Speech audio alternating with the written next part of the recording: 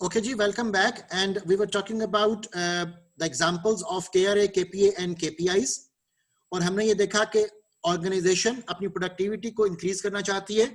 उस मकसद के लिए एचआर डिपार्टमेंट ने अपनी तरफ से contribution of increase in productivity उसके बारे में ऑब्जेक्टिव सेट किए। और जब ऑर्गेनाइजेशन ने अपनी प्रोडक्टिविटी को इंक्रीज करने के ऑब्जेक्टिव सेट कर लिए, तो अब उस ऑब्जेक्टिव को अचीव करने के लिए हमें डिपार्टमेंटल कंसर्न्स में जितनी एक्टिविटीज हो रही हैं, जितने फंक्शनल एस्पेक्ट्स अवेलेबल हैं, उन तमाम के कंसर्न में we may need to go for developing the KRA and the respective KPAs and the respective KPIs। हम फोर्थ KPA को डिस्कस कर रहे थे, जिसमें दर्ज है कि building capabilities and organisational learning, that is the result area in concern with your organisational and departmental objective. अब उस कंसर्न में हमने अपना परफॉर्मेंस एरिया जो डिफाइन किया, दैट इज ट्रेनिंग। और ट्रेनिंग को हम मेजर करने के लिए जो एस्पेक्ट डेवलप कर रहे हैं, that is KPI, and it is said that all workforce below middle management should receive a minimum of 4 days of training. तो ये आपने HR मैनेजर की जॉब डिस्क्रिप्शन के अंदर KPI ऐड कर दिया, जिस KPI को ही अचीव करके वो अपने परफॉर्मेंस की डेमोन्स्ट्रेशन कर सकता है। अब इस सारे मकसद के लिए आपको मैं एक कंप्लीट कॉन्टेक्स्ट यहां पर शो कर रहा हूं, which is in terms of action planning, कि ऑर्गेनाइजेशन के अंदर टेक्निकली इन एस्पेक्ट्स को कैसे डिस्कस किया जाता है, कैसे एलैबोरेट किया जाता है, और उसके लिए डिटेल्स हमें क्या रिक्वायर्ड होती हैं। एक्शन प्लानिंग के केस में इट इज सेड कि the action plan describes the specific steps, milestones and resources planned by the appraisee to accomplish the key result area or routine responsibility। ठीक है, तो एक्शन प्लान एक तरीकेकार है जिसमें कि हम स्टेप वाइज गाइडेंस वो प्रोवाइड करते हैं एक शख्स को, जिसमें कि ये दर्ज किया गया होगा कि वो अपनी जॉब को किस तरीके से परफॉर्म करेगा, किस तरीके से एग्जीक्यूट करेगा, जिससे कि जो रिक्वायर्ड टारगेट्स एंड ऑब्जेक्टिव्स हैं वो अचीव होंगे। फॉर एग्जांपल, अगर हम एक सेल्स डिपार्टमेंट के कंसर्न में देखें, हमारे पास एक की रिजल्ट एरिया है रिलेटेड टू ऑर्डर बुकिंग। ठीक है, कि आपका जो ऑर्डर बुकर्स हैं वो एक गिवन टाइम फ्रेम में कितने ऑर्डर्स टारगेट वो कर सकते हैं। तो अब इस गिवन एग्जांपल में हमने ये देखा कि एक बड़े यूनिट के लिए हम इसकी एग्जांपल डेवलप कर रहे हैं कि ऑर्डर बुकिंग के हवाले से जो की रिजल्ट एरिया सेट किया गया, उसका टारगेट वाज अबाउट से 20 crore rupees. If 20 crore is the target related to the order booking, तो अब उससे रिलेटेड हम KPAs डेवलप करेंगे कि अब इस टारगेट को, जो कि हमने नो डाउट इस एग्जांपल में वो क्वांटिफाइड डेवलप किया है, उस सूरत में आपको अपने परफॉर्मेंस एरियाज वो क्या रिक्वायर्ड हैं। सो परफॉर्मेंस के केस में जब हम KPA की बात कर रहे हैं, इसमें सबसे पहला पॉइंट देखिए, scan the market on an ongoing basis to identify opportunities। अब ये परफॉर्मेंस होगी जो रिक्वायर्ड है ऑर्डर बुकिंग के इस टारगेट और इस ऑब्जेक्टिव, इस रिजल्ट को अचीव करने के लिए। Number 2, analyse existing customer base to identify possibilities of repeat orders. ये सेकंड परफॉर्मेंस एरिया हो गया। Number 3, reduce cycle time to submit proposals and tender. Number 4, conduct analysis identifying reasons for loss of past orders and determine whether loss was due to technical or commercial reasons। उसके बाद जो हमें performance area में point required है, gather market intelligence on pricing strategy of competitors and keeps units abreast of the same। और next जो हमें की परफॉर्मेंस एरिया में एक्शन प्लान रिक्वायर्ड है, that is have an ongoing discussions with units on bids being prepared so as to ensure that optimal techno commercial bid is prepared। okay, अब in action plans या इन performance areas पर जब एक employ काम करेगा, तो उससे result area of order booking related to the sales target वो आपका अचीव वो हो पाएगा। ओके, अब ये भी अहम मुमकिन है कि ये आपने रिजल्ट एरिया किसी एक शख्स की जॉब में पंच ना किया हो। उस डिपार्टमेंट के अंदर सपोज अगर 4 लोग भी काम कर रहे हैं, 5 लोग भी काम कर रहे हैं, तो ये टारगेट उन सब की इंडिविजुअल जॉब्स में आगे कॉरस्पॉन्डिंगली प्रोपोर्शनली वो डिवाइड हो भी सकता है, जो कि डिवाइड किया जाएगा इन टर्म्स ऑफ केपीआईज। ओके, अब जब हमने एक सेल्स डिपार्टमेंट के हवाले से ऑर्डर बुकिंग का कंसर्न सेट कर लिया और सेल्स का वॉल्यूम भी हमने यहां पर डिस्कस कर लिया, उससे रिलेटेड हमने की परफॉर्मेंस एरियाज बता दिए कि इन तमाम एरियाज के हवाले से वो अकाउंटेबल है और वो रिस्पॉन्सिबल है।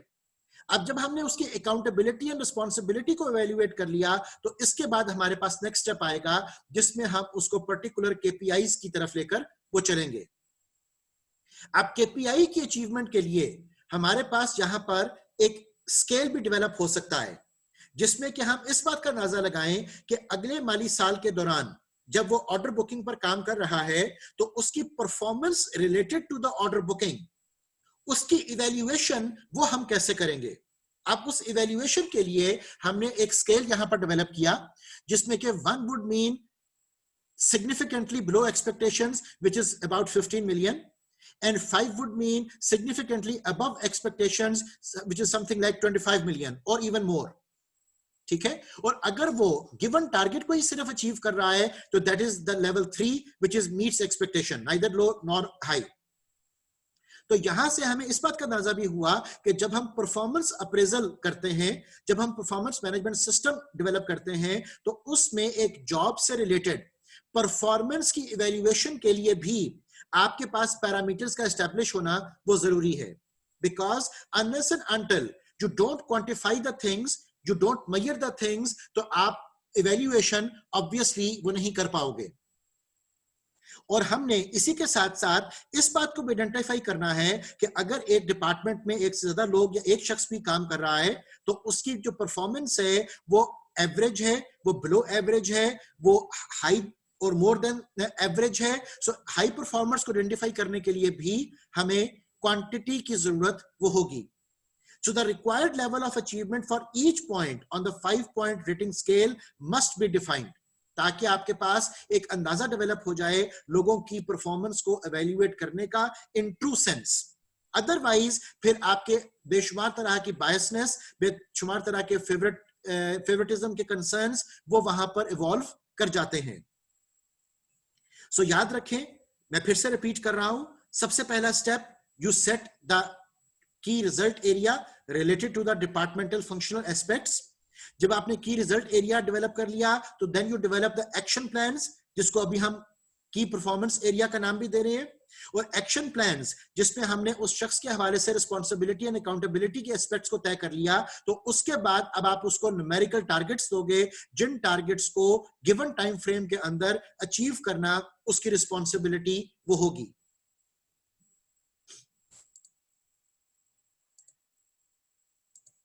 अब केपीआई के हवाले से इट इज सेड कि की performance indicators will be different for different organisations. For example, अगर हम एक जनरली बिजनेस का कंसर्न वो पिक करें तो it can be percentage of income that comes from return customers. अगर हम एक स्कूल के कंसर्न में बात करें तो it can be related to the graduation rate of its students. अगर हम कस्टमर सर्विस डिपार्टमेंट की बात करें तो it can be in terms of percentage of customer calls answered in the first minute. अगर हम सोशल सर्विस ऑर्गेनाइजेशन की बात करें तो number of clients assisted during the year. अगर हम एचआर डिपार्टमेंट की बात करें तो एम्प्लॉय टर्नओवर रेट। इस तरह के कंसर्न्स आपके केपीआईज के अंदर तय वो किए जा सकते हैं। So looking at the importance of the KPI, it is said that they must reflect the organization's goals.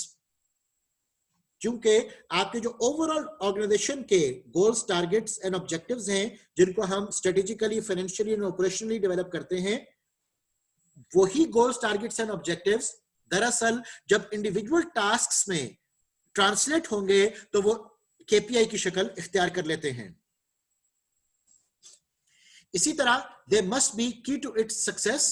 Organisation की सक्सेस जाहिर है डिपेंड कर रही है इंडिविजुअल टास्क अचीवमेंट के ऊपर, and they must be quantifiable. मैं बार बार इस बात पर एम्फेसिस कर रहा हूं कि आपने केपीआई हमेशा स्मार्ट डेवलप वो करने हैं। अब जब एक ऑर्गेनाइजेशन के अंदर टिपिकली स्पीकिंग आपने KRA, KPA and KPIs establish कर लिए, तो अगला स्टेप अब हमारे पास होगा जिसमें कि हम अब पर्सनलाइज्ड कैरियर इंप्रूवमेंट प्लान की बात करेंगे। इस पर्सनलाइज्ड कैरियर इंप्रूवमेंट प्लान में जो सेल्फ असेसमेंट के पैरामीटर्स हैं, इनके ऊपर कुछ गुफ्तगू की जाएगी कि एक एम्प्लॉय अपनी जॉब की सेल्फ असेसमेंट वो किस तरीके से कर सकता है। जब हम की रिजल्ट एरियाज को फोकस में रखें तो हमारे जहन में एक टिपिकल क्वेश्चन वो आना चाहिए, and that question is why are you on the payroll. आपको ये देखना है कि जो भी सैलरी, कंपनसेशन, इंसेंटिव, बेनिफिट, तनख्वाह आपको मिल रही है, जो भी वेजेस आप अर्न कर रहे हो, आपको वो ऑर्गेनाइजेशन क्यों दे रही है, या जो भी लेवल आप एक्सपेक्ट कर रहे हो कि आपकी सैलरी का लेवल इतना होना चाहिए, आपको इस ग्रेड में होना चाहिए, आपको इस स्केल में होना चाहिए, आपका वेज रेट इतना होना चाहिए, आपकी मंथली इनकम इतनी होनी चाहिए। तो जो भी आपकी एक्सपेक्टेशंस हैं कि how much do you want to earn, question ये है कि why the organization should give you that amount of compensation or that number of benefits and incentives. Okay, so ये चीज सबसे इंपॉर्टेंट हमें अब देखनी होगी कि why are you on the payroll, इस why का जवाब आपके लिए जरूरी है। and the basic concern in that why is कि you are on the payroll because आपके वहां होने से ऑर्गेनाइजेशन के जो की रिजल्ट एरियाज हैं वो पाए तकमील तक पहुंच रहे हैं, ऑर्गेनाइजेशन के गोल्स, ऑब्जेक्टिव्स, टारगेट्स वो अचीव हो रहे हैं, आपकी जॉब ड्यूटी के जो केपीआईज थे वो अचीव हो रहे हैं। That is why you are on the payroll and you are working and earning in this organization. So अब इस बात को अगर हम थोड़ा सा आगे फर्दर एलैबोरेट करें, so you have to determine the results expected of you. आपको यह देखना है कि आपसे तवक्कुआत वो क्या वाबस्ता की गई हैं। In its simplest terms, you have been hired to get specific results. Okay, आपको वहां पर हायर ही इसलिए किया गया था ताकि आप ऑर्गेनाइजेशन के ऑब्जेक्टिव्स को अचीव करने में मदद वो दे सको। अ वेज और a salary is a payment for a specific quality and quantity of work. Okay, तो ये जो आप रिवॉर्ड एंड कंपनसेशन डिमांड कर रहे हो, ये रिवॉर्ड एंड कंपनसेशन ऑब्वियसली आपको दिया गया है जब आप अपनी जॉब ड्यूटी के अंदर पाए जाने वाली क्वांटिटी और क्वालिटी को स्पेसिफाइड पैरामीटर्स के मुताबिक अचीव कर पाओगे। Okay, so a wage or a salary is a payment for a specific quality and quantity of work that can be combined with the work of others to create a product or service that customers are willing to pay for. And that is the reason that you are a part of this organization. Okay, अब इस purpose के तहत दूसरी jobs के साथ आपकी job की association, आपके वर्क फ्लो को प्लान करना, उसमें वर्क इनफ्लोज, आपकी वर्क प्रोसेसेस, वर्क आउटफ्लोज, इन तमाम चीजों को भी देखा जाएगा। और ये सिर्फ इंडिविजुअल जॉब टास्क असाइनमेंट की बात नहीं हो रही, इसमें अब हमें ऑर्गेनाइजेशनल लेवल के ऊपर भी तमाम डिपार्टमेंट्स की जो सिंक्रोनाइजेशन है उसको भी विजुअलाइज करना वो होगा। फॉर एग्जाम्पल, अगर एक डिपार्टमेंट अपने की रिजल्ट एरियाज, की परफॉर्मेंस एरियाज, की परफॉर्मेंस इंडिकेटर्स को अचीव कर रहा है और दूसरा डिपार्टमेंट नहीं कर पा रहा है, तो एक डिपार्टमेंट के कंट्रीब्यूट ना करने से ओवरऑल ऑर्गेनाइजेशन वो सफर कर सकती है। देयरफॉर याद रखिएगा, मैं बार बार रिपीट कर रहा हूं कि ऑर्गेनाइजेशन में आपके होने का मकसद ऑर्गेनाइजेशन के ऑब्जेक्टिव्स को अचीव करना है, और जब तक ऑर्गेनाइजेशन के ऑब्जेक्टिव्स अचीव नहीं होंगे तब तक आपके जो पर्सनल ऑब्जेक्टिव्स हैं वो भी अचीव या वो भी अकम्प्लिश करने की डिमांड आप नहीं कर सकते हो। अब इस मकसद के लिए चूंकि आपका होना और ऑर्गेनाइजेशन का सर्वाइवल और सस्टेनेबिलिटी ये दोनों चीजें आपस में लिंक्ड हैं, आपको अपने की रिजल्ट एरियाज को भी एस्टैब्लिश वो करना चाहिए। अब अपने की रिजल्ट एरियाज को आप कैसे एस्टैब्लिश करोगे उसके बारे में कहा जा रहा है कि each job can be broken down into 5 to 7 key result areas. These are the results that you absolutely and positively have to get to fulfill your responsibilities and make your maximum contribution to your organization. ठीक है, तो अब हर एक job के अंदर हम जो departmental level के ऊपर हमने रिजल्ट अचीव करने हैं, हम उनको आगे फर्दर ट्रांसलेट वो कर सकते हैं। और जब तक आप उन टारगेट्स को अचीव नहीं करोगे तब तक आप अपना contribution in true sense organisation के साथ एसोसिएट वो नहीं कर सकते हो.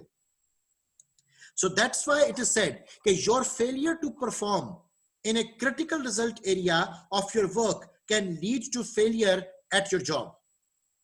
Number 2, there is essential knowledge and skill that you must have for your job. These demands are constantly changing. तो आपको अपने आप को अपडेट और अपग्रेड भी करना पड़ेगा, आपको अपने आप को मॉडर्नाइज भी करना पड़ेगा, आपको तमाम बदलते हुए तकाजों के मुताबिक अपने आप को, अपनी स्किल एनहांसमेंट को, अपनी कंपिटेंसीज को वो भी बेहतर से बेहतर बनाना है. आपको proper and appropriate trainings and developments हासिल करनी है. आपको अपने स्किल्स को एनहांस करना है ताकि आप कंपैटिबल रह सको in the competitive world. Okay, so ये आपकी जिम्मेदारी है कि आप अपनी स्किल्स एंड नॉलेज को तकाजों के मुताबिक अपडेट करें, बिकॉज आपकी स्किल ही कंट्रीब्यूशन देगी ऑर्गेनाइजेशन के ऑब्जेक्टिव्स की अचीवमेंट में. Likewise, it is said that there are core competencies that you have developed and that make it possible for you to do your job in the first place. तो अब आपने अपनी जात के अंदर जो पाए जाने वाली कोर कॉम्पिटेंसीज हैं उनको भी आइडेंटिफाई वो करना है, बिकॉज वो कोर कॉम्पिटेंसी एक तो आपको आपके गोल अचीवमेंट में मदद देगी और दूसरा आपका ऑर्गेनाइजेशन के अंदर सर्वाइवल भी उन्हीं कोर कॉम्पिटेंसीज की वजह से वो होगा. इन कोर कॉम्पिटेंसीज को हम कटिंग एज एक्सपर्टीज भी वो कह सकते हैं. अब ये वो कटिंग एज एक्सपर्टीज होंगी जो आपकी जॉब को सस्टेन रखने के लिए वो जरूरी है.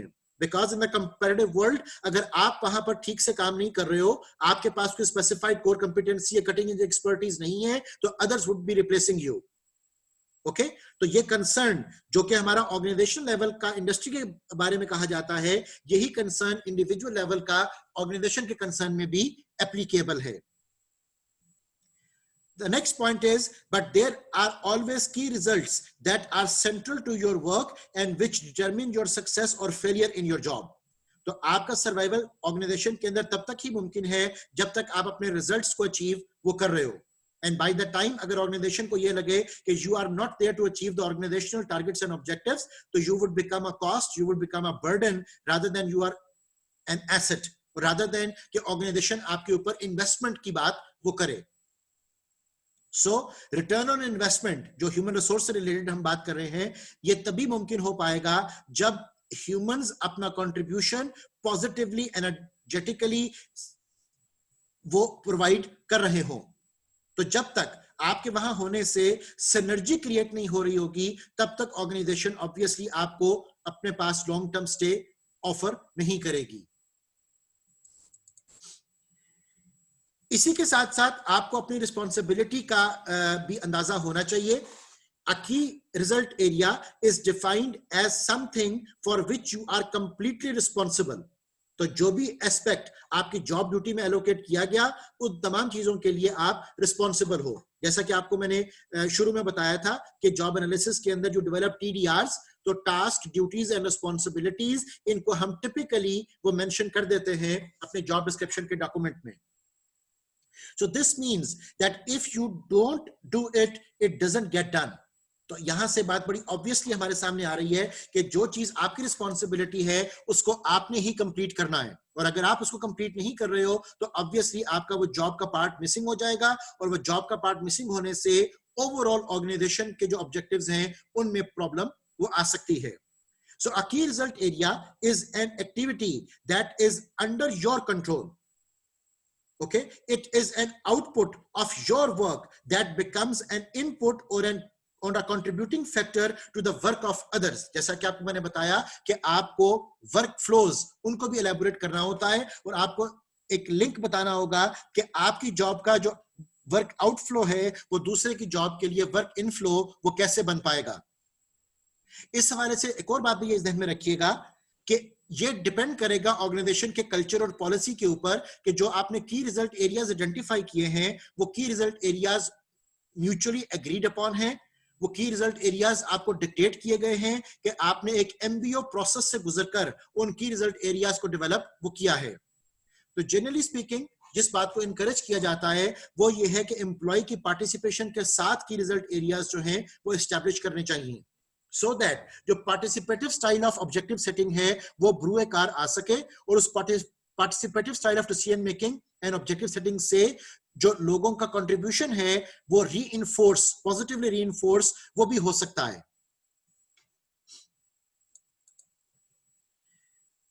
अब जब आपने अपने की रिजल्ट एरियाज को असेस कर लिया, आपने अपने आप को रिस्पॉन्सिबल ठहरा लिया for the achievement of those की रिजल्ट एरियाज, तो इट इज सेड कि now give yourself a grade. Now what does that mean? It is said that once you have determined your key result areas, the second step is for you to grade yourself on a scale of 1 to 5 in each of those areas, where you are strong and where you are weak, where you are getting excellent results and where are you underperforming. तो इस aspect को हम self assessment भी कह सकते हैं कि आप अपनी जॉब का एनालिसिस खुद भी साथ साथ करते रहें, आप अपने आप को खुद भी ग्रेड्स एलोकेट करते रहें कि how much have you achieved and how much and where is it lacking, ताकि आप अपनी सेल्फ असेसमेंट में भी आइडेंटिफाई कर सको कि किन किन एस्पेक्ट को इंप्रूव करने की जरूरत वो है। याद रखिएगा कि परफॉर्मेंस अप्रेजल के कंसर्न में भी हमारे पास जो टिपिकल एक स्टाइल डेवलप किया जाता है वो ये है कि एक एम्प्लॉय अपनी परफॉर्मेंस को खुद भी असेस वो करता है।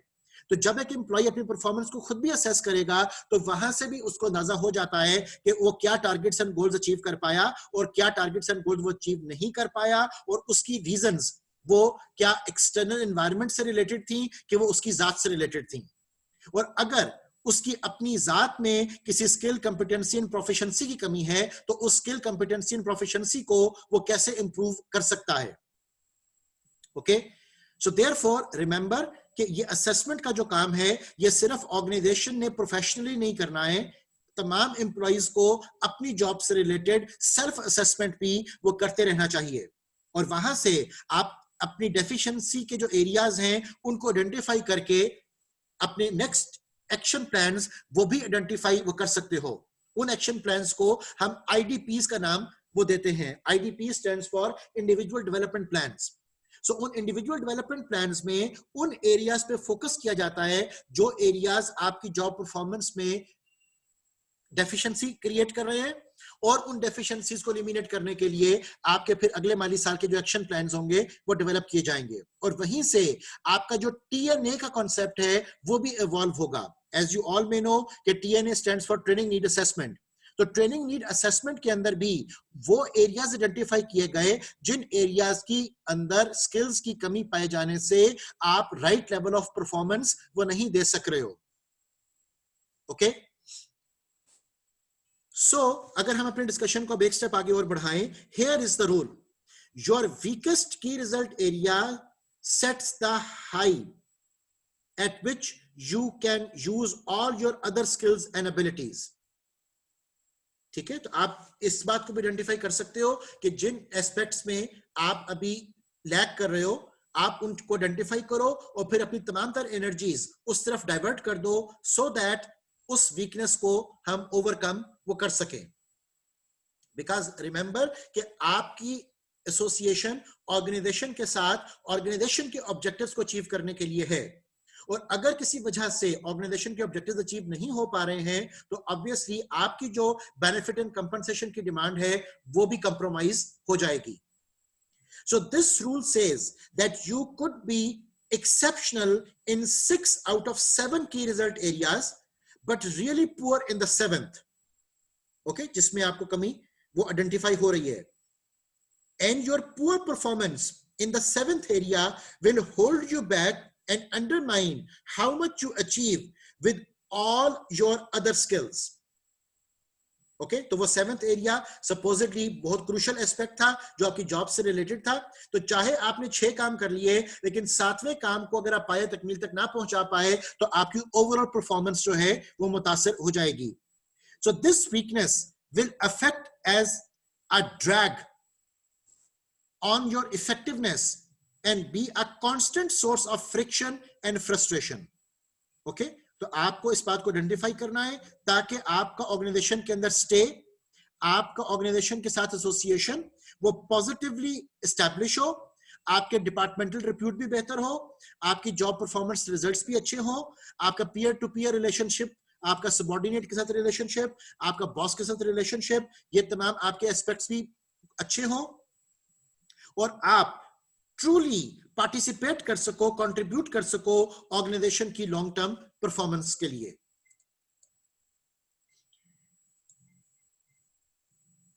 Now, the next thing we need to talk about is decide to become excellent. Okay और इस मकसद के लिए आपको हो सकता है कि आप सेल्फ एफिकेसी का सहारा भी वो लेना पड़े। आपको अपने जहन को, आपको अपने इरादे को वो पुख्ता करना पड़ेगा, अपने आप को ये मनाना पड़ेगा कि yes you can do it.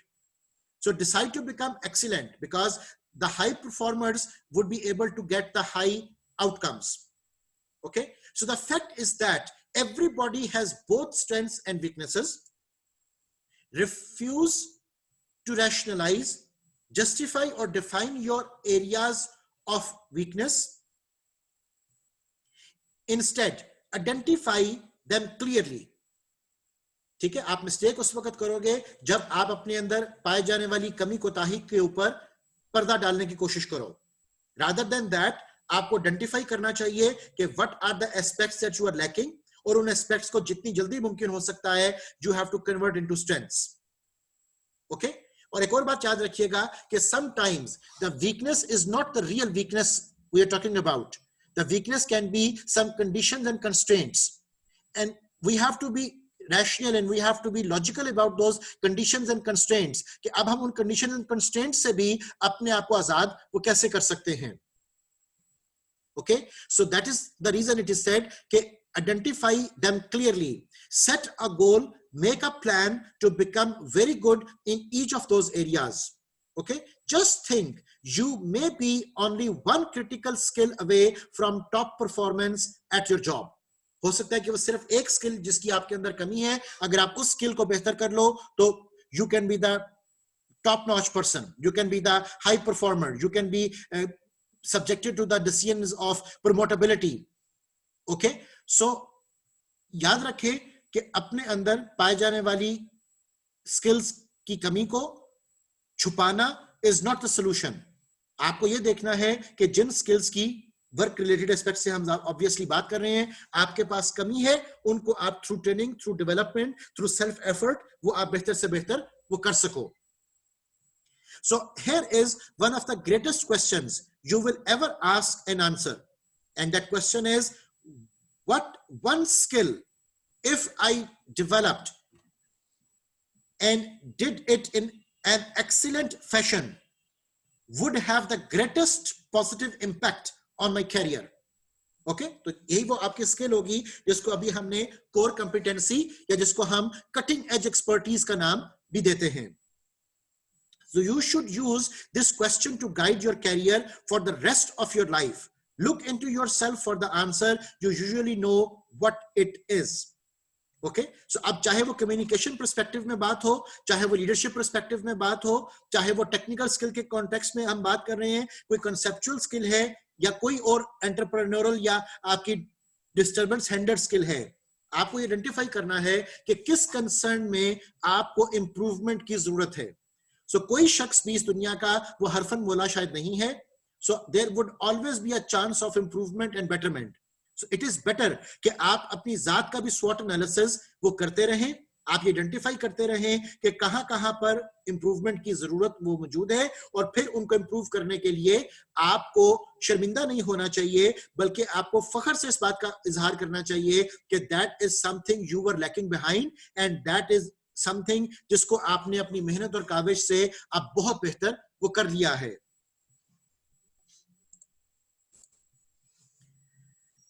उस मकसद के लिए इट इज सजेस्टेड कि आप कुछ एक्शन एक्सरसाइजेस के ऊपर काम करें।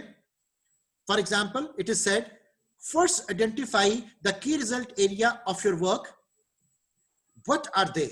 कि आपसे टारगेट्स, गोल्स, आपसे जो ऑब्जेक्टिव्स हैं, आपसे जो रिजल्ट्स हैं, वो डिमांड किए क्या जा रहे हैं। Then write down the key result areas you have to get to do your job in an excellent fashion. अब आप उनको हायरार्की ऑफ प्रायोरिटी के मुताबिक एक तरतीब से लिख लें। Give yourself a grade from 1 to 5 on each of them. और अब आप अपनी ग्रेडिंग खुद करें कि आप उन रिजल्ट एरियाज को अचीव करने में कहां पर बेहतर परफॉर्म कर रहे हो और कहां पर फर्दर इंप्रूवमेंट की जरूरत वो है. And then determine the one key skill that if you did it in an excellent manner would help you the most in your work. ठीक है. Second, make a habit of doing this analysis regularly for the rest of your career. उससे क्या होगा, आप continuous improvement के साथ अपने आप को बेहतर से बेहतर वो बनाते रहोगे, जिसको आप वो टिपिकली वो काइजन अप्रोच भी कहते हो, कंटिन्यूअस इंप्रूवमेंट. तो कंटिन्यूअस इंप्रूवमेंट के लिए कंटिन्यूअस असेसमेंट होना वो जरूरी है. So never stop improving. This decision alone can change your life. तो सिर्फ अगर हम अपना self analysis, self catharsis, self evaluation करते रहें तो उससे बहुत सी बेहतरी वो आ सकती है. और आप लोगों को पता होगा कि इमोशनल इंटेलिजेंस के अंदर भी हमारे पास सबसे पहला स्टेप जो जरूरी है, that is self awareness. Okay, तो अगर आप सेल्फ अवेयर अपने आप को करने की कोशिश करते हो तो उससे आपकी इमोशनल इंटेलिजेंस भी बेहतर होगी. And these days in the jobs emotional intelligence is even more required as compare to intelligence quotient. ठीक, okay. So IQ is obviously important but is less important when we compare it with the EQ. So emotional quotient जो है, that is rather a more success parameter for you nowadays in the organizations. और emotional quotient आप तब तक develop नहीं कर सकते हो जब तक कि आप सेल्फ अवेयरनेस वो अपनी क्रिएट ना करो. और अवेयरनेस को सिर्फ अवेयरनेस की हद तक नहीं रखना, आपने उस अवेयरनेस को फिर मटेरियलाइज भी करना है इन terms of improvement and betterment. So that basically concludes our discussion related to the key result areas. Now we are going to have a short break और उसके बाद इंशाल्लाह हम डिस्कस करेंगे the topic related to the key result area and we'll be discussing the examples of different departments.